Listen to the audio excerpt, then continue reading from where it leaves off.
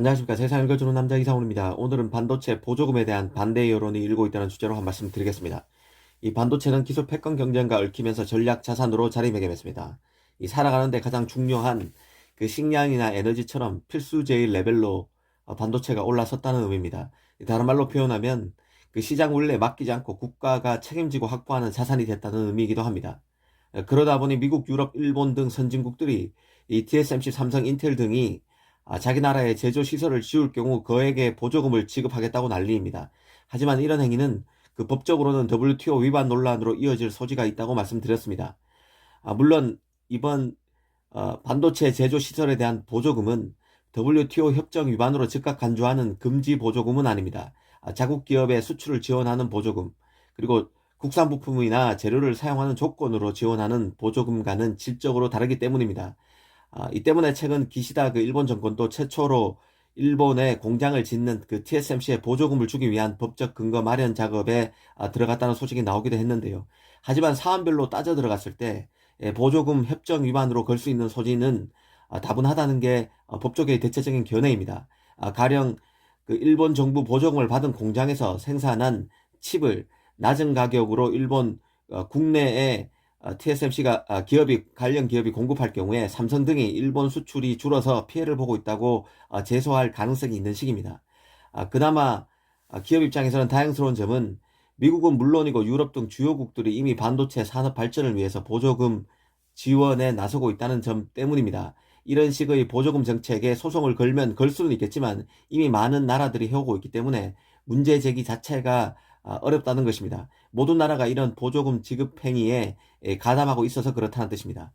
하지만 미국, 유럽 내에서도 거대 반도체 기업에 대한 보조금 지급에 대한 반대 여론이 적지 않다는 점도 알아둬야 합니다.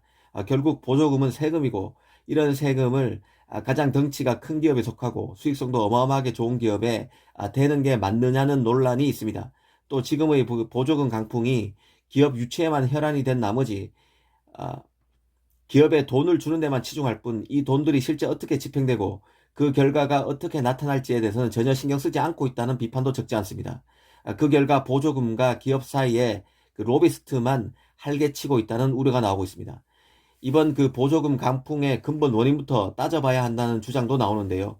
이 칩 부족 사태를 맞아서 자국 기업부터 칩을 공급받겠다는 생각에서 나온 게 바로 칩 제조 시설에 대한 그 보조금 지원입니다.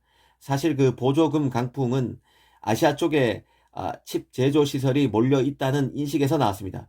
엄밀히 보면 아시아는 그 중국으로 대체될 수 있습니다. 미국과 그 동맹의 칩 제조 시설을 늘리지 않으면 결국 전략 자산으로 자리매김한 반도체 분야에서 이 급성장 중인 중국을 기술적으로 압도할 수 없다는 두려움이 작용하고 있다는 뜻입니다. 결국 중국 제조 능력 개선과 성장에 대한 두려움이 이 서방권의 보조금 지원 경쟁으로 불붙고 있다는 주장이 미 정치권에서 나오는 상황입니다. 버니 샌더스 의원 같은 사람들이 이렇게 얘기하고 있습니다. 앞으로 TSMC, 삼성의 그 미국 공장에 대한 보조금 지원을 놓고도 시끄러워질 것입니다. 기업 입장에서는 보조금 등의 지원이 없다면 미국의 공장을 지을 유인이 크게 떨어집니다. 사실상 TSMC도 원래 미국의 공장을 안 짓겠다고 계속 버티다가 도널드 트럼프가 거의 협박을 하는 수준까지 와서 애리조나 공장 건설에 오케이를 했음을 상기할 필요가 있습니다. 오늘 말씀드린 보조금에 대한 다양한 관점을 염두에 두면서 칩 보조금을 둘러싼 갈등을 바라보면 더 흥미로울 것으로 보여집니다.